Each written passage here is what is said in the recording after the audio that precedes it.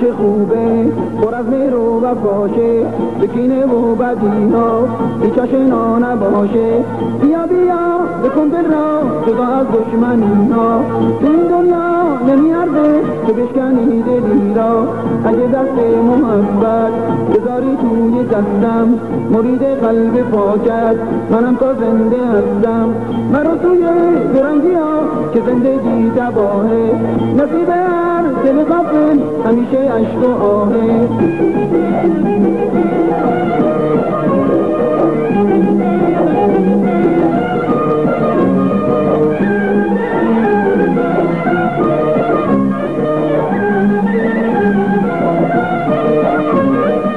دو روز عمر به غم خوردن میارزه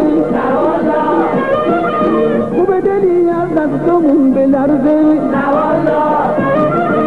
دل نامهربون جایی عزیزه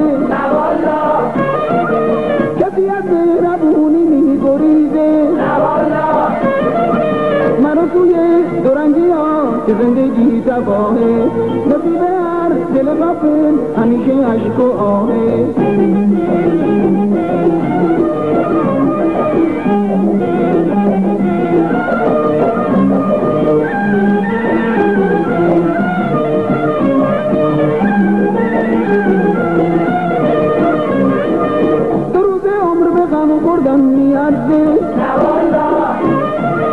خوب دلی از دستمون بلرزه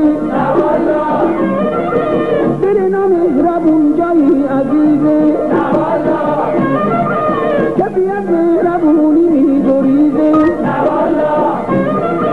مرا توی دورنگی ها که زندگی تباهه نصیب هر دل غافل همیشه عشق و آهه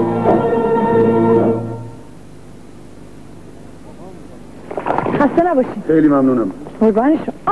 آقا تمام میدین آقا. شیشه آریز.